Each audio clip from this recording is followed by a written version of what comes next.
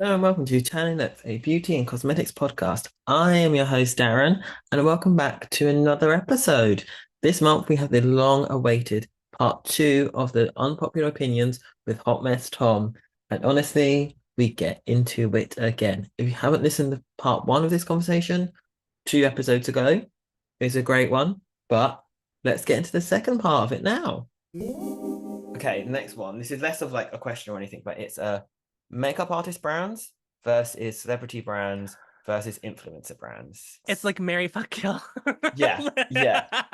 But like, what's your view on them all Uh, and where the lines overlap?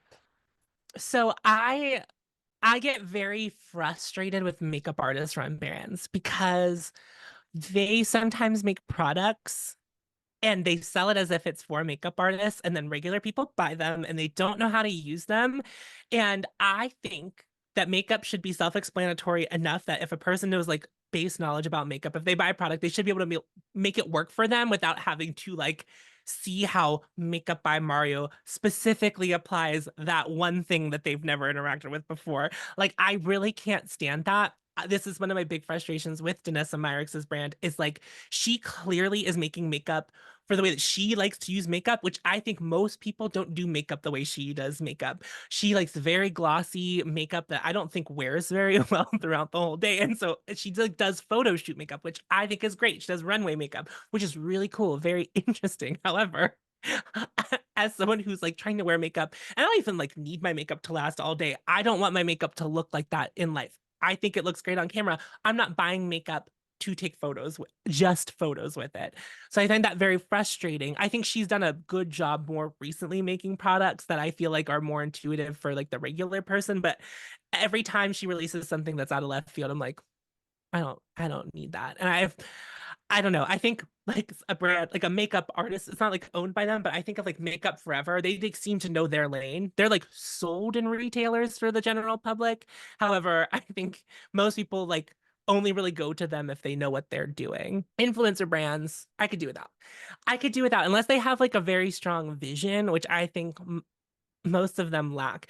I think at first it could have been exciting if they were filling a gap in the market, but I don't think any influencer brand has really been like, here's a thing that no one else is doing. It's just like it's more of the same. It's like they did whatever they liked that other brands did and are not really like innovating. I don't think influencer brands like I've liked some stuff I've tried from influencer brands, but like none of it feels like it was worth our time.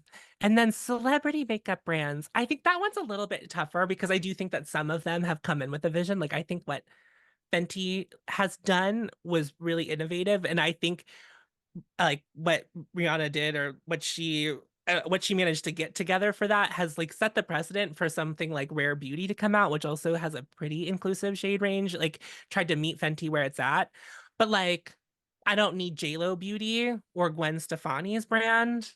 I think it's a real shame that Gwen Stefani doesn't know how the public sees her because I think we all still see her as if she's like the 90s girl and she really is like really boring makeup. And I was like, I don't think you understand what we think that you are. And I think that I think House Labs makes pretty good makeup. I think it suffers the same affliction as like what we think of Lady Gaga and what Lady Gaga thinks of herself and what the brand should be are like kind of at odds, except for like diehard Lady Gaga fans are gonna buy whatever she puts out or whatever that brand puts out.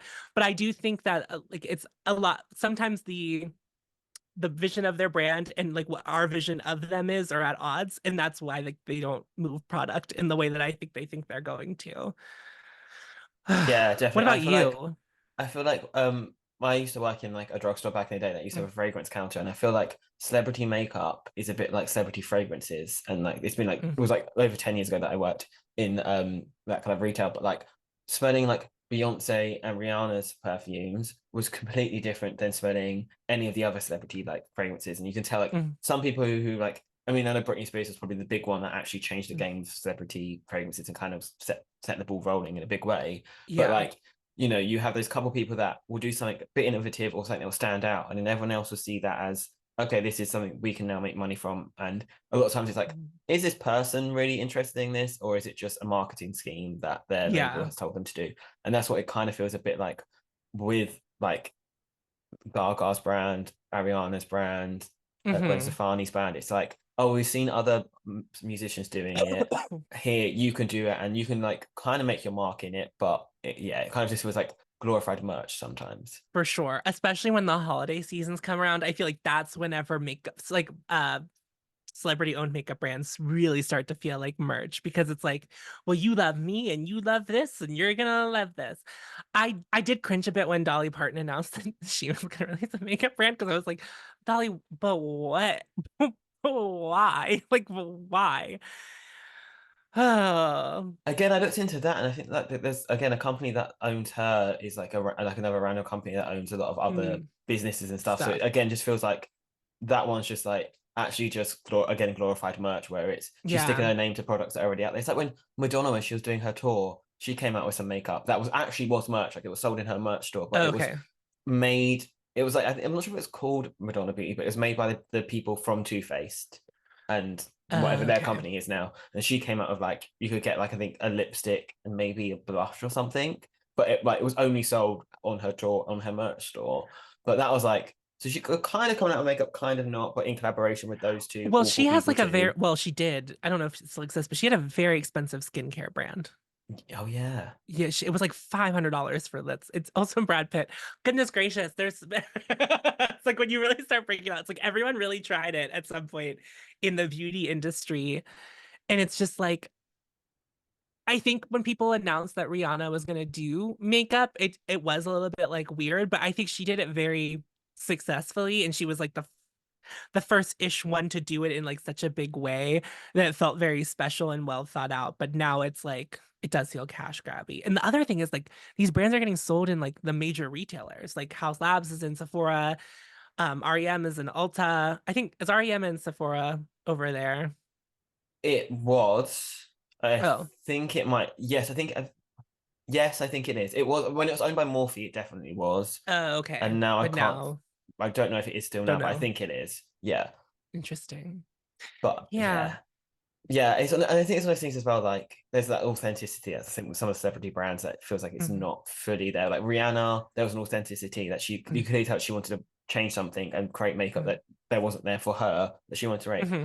Similar with Ray, I feel like even when that first came out, how it was pushed, how close Selena Gomez was to it, and how Hmm. it felt like she was really using the products, really kind of sold it. And I think the issue with House Labs was the first launch with Amazon was so not Lady Gaga, Yeah. and none of the makeup has been, like you said, felt Lady authentic to Lady Gaga. It feels more authentic to Lady Gaga's makeup artist, and I can't remember her name, who works on a lot of the makeup. Mm. So it feels again, it's like that Okay. kind of almost trying to be a makeup artistry brand a little bit because it's Lady Gaga really grinded my gears both launches because the first launch was on Amazon, and I think in our state of the world, for you to launch an Amazon exclusive brand is a wild choice to make.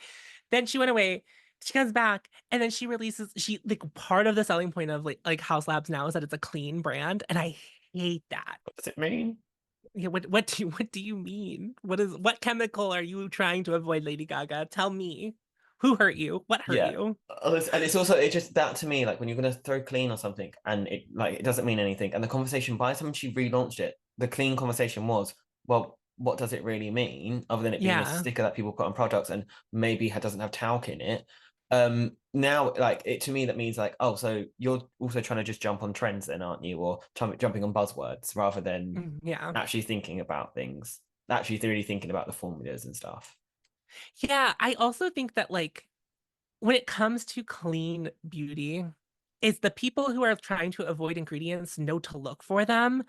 They have now created some kind of small fear mongering to people who weren't paying attention to that to make them think that the makeup that they were previously using is unsafe, which is not true.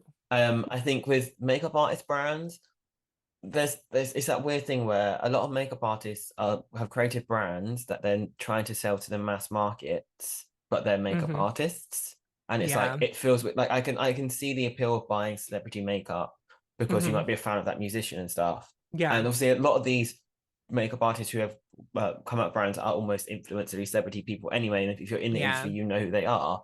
But a lot of them, it's like I kind of some of the brands I wish were a bit more like Makeup Forever or a bit more like MAC, where they were making Mm. makeup for makeup artists instead of trying to be these big Yeah. mass market brands. I'm like, well, clearly you're a makeup artist, you know that what makeup to use for red carpets or for Hmm. photo shoots and stuff. Make that kind of makeup, make the makeup that you're known for, rather than just trying to make mass market makeup. Because then I'm like, Hmm. actually, how again like authentic is it really too? Like makeup by Mario, I would love him to have just kind of more focused on that kind of like Kim Kardashian, how that's evolved kind of makeup, but like really go Yeah. down that route. And like he's got some good like contoury, bronzy makeup, but so Hmm. much more of it, like his foundations and concealers, people hate. And I'm like, you're known for base products. Like, I don't Have you know. touched that foundation? It's bananas. Yeah, It's so bad.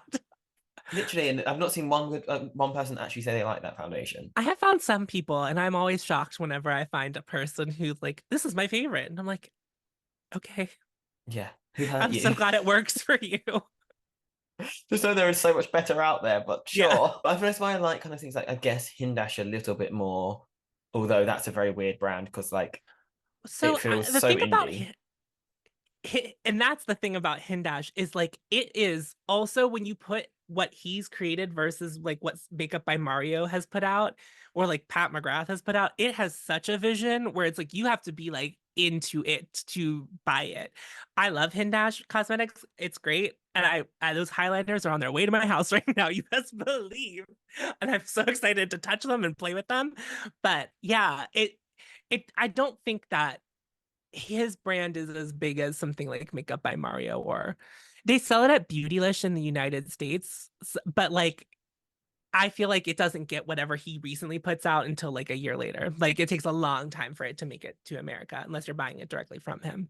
Yeah, no, it takes a while to get to us too. I remember trying to get the second palette of his, and it just took forever to get Yeah. like to just come to be available. And I was just like, I really want it because I really like the first one, but like his makeup is like I like those palettes with the ombre effect where he's like you can like Yeah. they're not super pigmented, so you can use them as blush, you can use them as like setting powders, you can use them like that was his whole thing. Like it felt very makeup artistry because it's like you would get these palettes out and use them for multiple things, and that's Yeah. kind of what they're there for. Similar to these like new highlighters that I'm waiting for your review on because when I first saw pictures of them, I was like, eh, they don't look that groundbreaking. They just look a bit like another like Fenty Diamond highlightery thing. And I'm Yeah. waiting for like and like because I think I watched his video today and he was saying how like those pictures do make them look a lot more sparkly than they actually are, but that's just how photography works. So I'm waiting for your review on that one.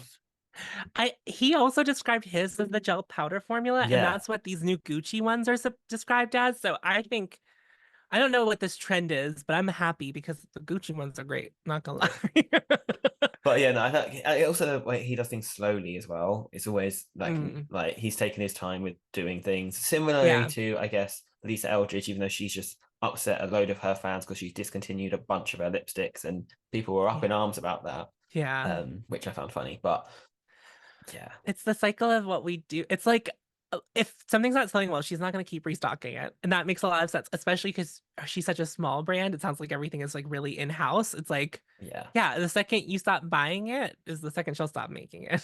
Yeah, and I think the few people that do buy it then get butthurt because like, well, I'm buying it. It's like, well, yes, but you're one person out of like hundreds of thousands of people that she needs to be buying products. Like, Yeah, and I also know for her, like, I think she's had lots of issues with like production things. Like, I know those matte supply lipsticks. chain. Yeah, I think matte lipsticks just kept breaking and stuff in the components and stuff like that Uh, because they were so like matte and stuff like that. I know she's had like delays upon delays on those concealers. Like when she launched the new eyeshadow palette and the matte liquid fluids in the video, she said, I know I said concealers are going to be coming, but they're going to be out early next year. And I'm like, that's like another year. It's been like 2 years since you said you were going to come out with concealers now. Like, it's really nice to not pay attention to that kind of thing because, like, I had no idea.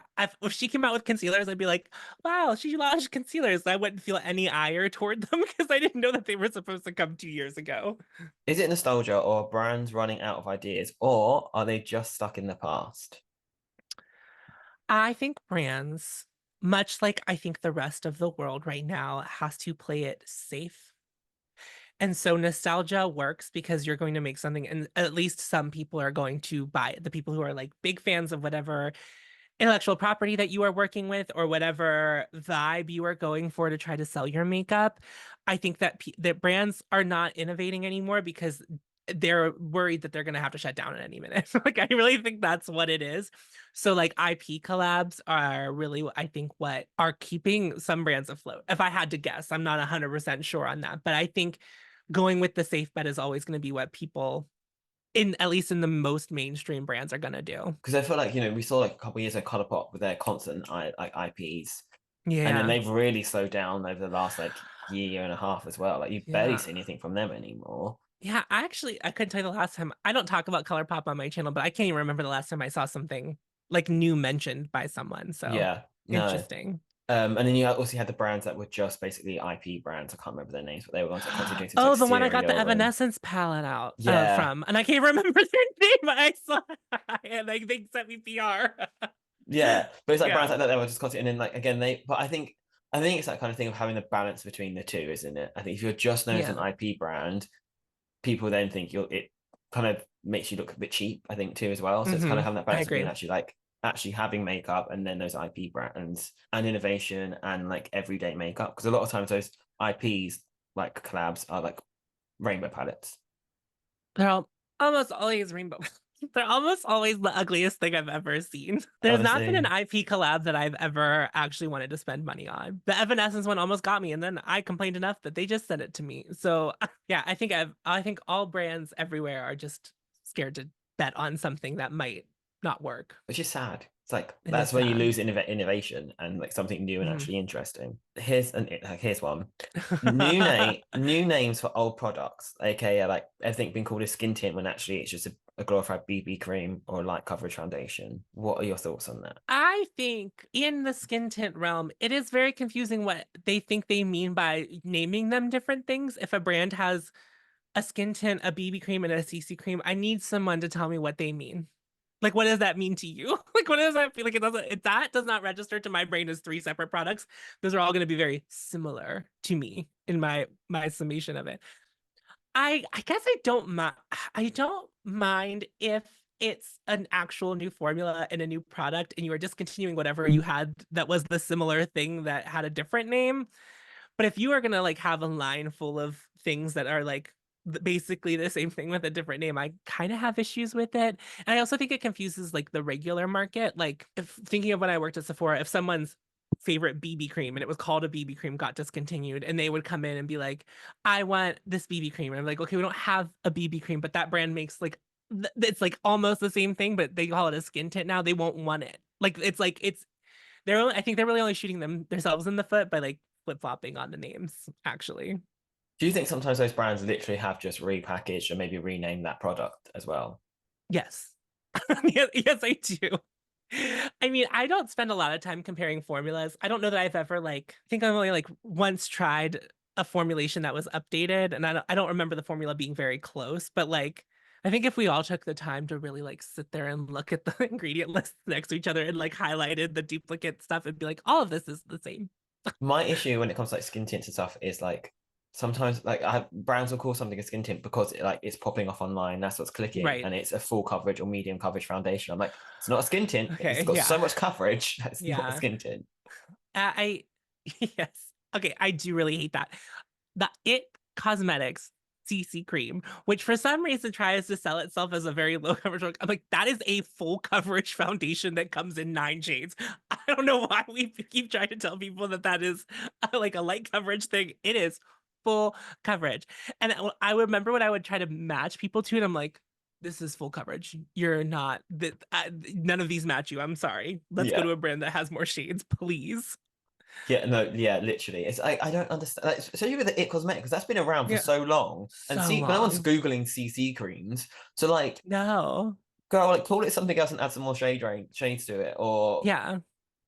yeah. Well, the other thing that marketing also confuses people because if they've had a skin tint, which was like actually a full coverage foundation, and they're like, I want a different one. And you're like, okay, skin tints are like this, but that actually has the coverage of this. They're like, well, I don't want a full coverage foundation. Yeah. It's like, well, unfortunately, that has been what you've been wearing for the past. I don't know how long you've been using this product, but that's how long you've been wearing full coverage foundation. The amount of times I've like swatched on my hand, I'm like, that's just covered up every vein on my hand Yeah. going, and you're saying you're a skin tint? Like, no. I guess I don't feel much rage about it now that I'm out of the selling portion of makeup, like Yeah. having to like sell directly to people.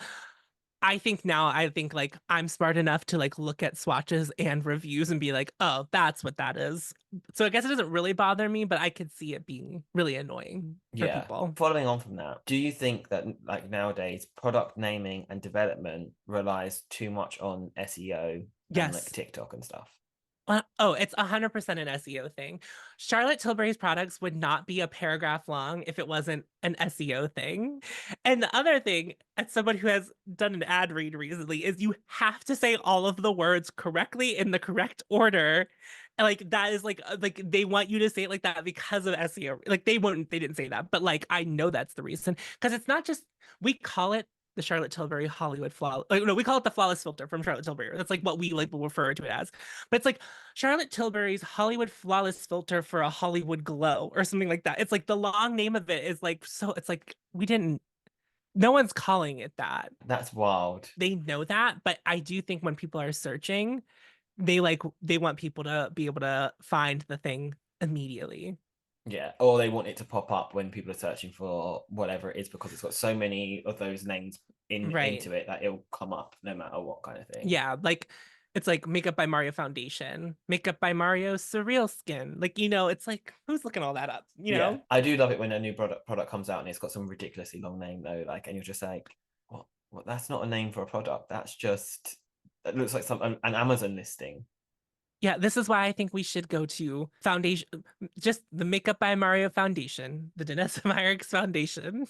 If Yeah. you want to have multiple foundations, you're gonna have to come up with just one word to put between Danessa Myricks and foundation, the Danessa Myricks Glowy Foundation. Like that's it. Well, it goes into that kind of thing that you've been you say in your videos when like a brand has one product that sells really well and then they'll make loads of other products around it that kind of don't Hmm. really fit into that. Like you have like the The Naked else, palette, like the yeah, Naked, yeah, yeah, and then they have from like Urban Decay. yeah, and they have like everything else around it that's like nothing to do with that original palette, but they've got so many other things. You're just like, this isn't the naked palette anymore. Like the naked palette was meant to be nudes, and you've now come up with the one that's got And greens in it. You're like, And then what happens with that is it's not unique enough after a certain point, so it becomes even more than naked. So like Charlotte Tilbury's Pillow Talk, it doesn't mean anything anymore because all of her products are named Pillow Talk. So it's like Pillow Talk, blah blah blah blah blah. Like it's crazy, clearly the brand realizes the brand name isn't selling the product anymore. It's right? that sub brand almost is now selling the products. And you're just like, Yeah, every time you look at a pillow talk in a different formula, it's a completely different color anyway. And it's then you've got pillow talk completely like different. intense, pillow talk light, and it's like, well, it's not pillow talk anymore, then is it? Like No, no, no, it's like it's not. it's like when influencers do dupes and they're like, well, it's not really the same color and it doesn't really feel the same. But I would say it's a dupe, and I'm like, how is it a dupe then if they're not the same color and it's not the same formula? It's not a dupe, is it then? It's different.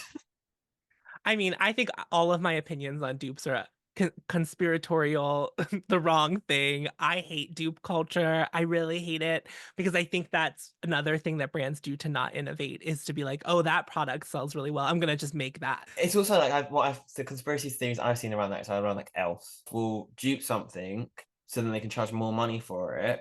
Hmm. So like when they did the milk primer dupe, all their other primers are actually a lot cheaper, but then they dupe that one, which is more expensive because it's I guess slightly more premium, and then all their other products they can eventually move up to be similar prices to the more expensive dupe stuff. Hmm. That ends up just meaning they make their everything in their line more expensive. Like Elf used to be really like really cheap. It's like Yeah. a couple bucks here and there, Mm. but now it's like so much more. Obviously, I know inflation and stuff is a thing, but a lot Sure. of it is because they've trying to move themselves into this like we're more pristine than that because of the dupes that we've been making. And in my opinion, I want the thing. I don't want the thing that's not the thing. I want just the whatever. If it's so expensive that I can't afford it, then I don't want a lesser version of it. I will either save money until I can afford the version of it that I would like. Because I think what people stumble into is they spend a lot of money trying to do the thing instead of just buying the thing. They could have just bought the thing at that point where it's like you've now spent more than that thing costs to try to get the same effect. Yeah, I don't know. I don't get it. yeah, yeah. I know I've done that in the past. So I bought like three different things to be like, I'll try and get the dupe, and then I'm like, I could have just actually just bought the product, or like £10 here. If I could have taken £10 off that original item, I would have then bought it for that price. That was £10 less. So if it was like £40 Yeah. and now 30, well, I bought it for £30. Well, then could have done that and just not bought that thing. Right. I have one more. One that Oh, I go thought of for it. during this. Yes. We don't need mid-tier brands. Like I'm thinking, and it's not that I don't think that they make good things, but like I have such a blind spot for like About Face and REM because it's at this weird price point that I just simply don't care about. Like it's like, well, you're not high end, you're not drugstore, although now drugstore is like kind of encroaching on that price point.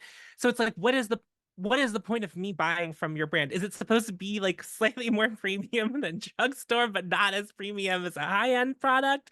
And then like I just don't understand that price point. I don't understand who it's for because I feel like most people who are willing to buy that price point would just really rather buy the drugstore option anyway. If it is less expensive, I just don't understand. I don't What understand that price point what other brands would you put into that kind of mid price? You've got Rem, about About about face. Face. I think Rhode, I know it's a skincare brand. Rhode kind of Yeah, falls into no. this price point where it's like Yeah. it's not luxury skincare, but it's also not drugstore price skincare. It's like this weird in between price. It's like Yeah. I don't know what to make of it. I think Rare Beauty is also a brand that kind of falls into that price point. Tower 28 does as well. It's like this weird like mid-tier where just my brain can't fat like I don't understand under which any circumstance I would buy that. When they're placed in Sephora, they become the cheap option at Sephora. Like Rare Beauty is like Yeah. one of the cheaper things you can buy at Sephora, but it's not cheap. So I don't really know what I don't understand. I don't understand I don't understand who it's for or why we price things at that price point. Yeah. I don't get it. Yeah, no. In the UK, I like in so one of the stores that sells makeup boots, Mhm. but Morphe is seen as a premium brand. So Oh, it's not seen Morphe as would have like been in that price range too, yeah, but it's not seen as like the one of the drugstore brands. It's seen as like in that same category then I guess, mm, yeah. So like when they do is their like premium beauty, like excluded. it's always part of it. So like when Yeah. they do it 20% off like premium beauty, Morphe's always in. I'm like, doesn't feel like that fits, but sure. No, yeah. But yeah, no, that is yes. And I just find the category like makeup pricing category so bizarre. You have like the drugstore, then you've got like the mid range, you like Mid the about tier, mid yeah the range, mid, yeah. and then you've got like the high end, I guess. Like you've Which would got be like Too Faced, Urban Decay. yeah, and then you've got the luxury. Well, then there's also like a thing above luxury, which I forget what people call it, but like Pat McGrath would be that, but Natasha Denona would be luxury. But Pat McGrath is like the step above because it's so Yeah, expensive. It's interesting.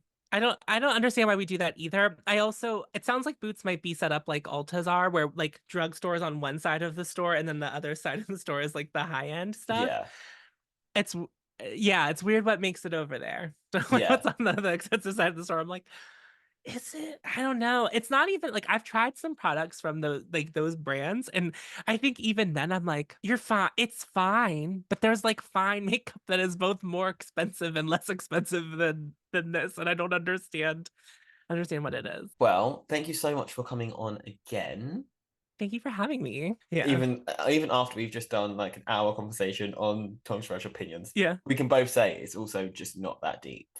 Yeah, like I feel like I don't feel strongly about any of it anymore. Well, I mean, I say that and then I have a whole series about taking down makeup brands, but like but that's because that's a consumerism thing. It's not a controversial take thing. Also, I think that kind of understanding things slightly from a little bit more on the inside when it comes to like marketing and stuff too, Hmm. and that consumerism, mixing all that together, it's just a bit like you can see the frustrations or the like things that aren't authentic or the cheap games that some people are playing that you're like, that's what's annoying rather than actually The the products. product itself, Yeah, yeah. yeah. And that's it for this month's episode. And in fact, that's it for this year. This is the end of the season, end of season 2 of the podcast. We hope that you've loved all the episodes and the content that we've been bringing you. If you have, please do leave a review. Please share it. Please follow us on the podcast platforms that you're listening on and on social media, specifically Instagram. And we do have a LinkedIn page and TikTok. And I can't wait to see you again in the new year. We've got a lot of guests lined up, some great conversations. So yeah, please do keep listening. Please share with people you think will be interested in it. And yeah, just leave your reviews. Can't wait to bring you more content in the new year. And thank you so much for listening so far and being a great audience member. I love creating this podcast and I love chatting to these people, and I hope you're enjoying it too. Until the next time. Bye.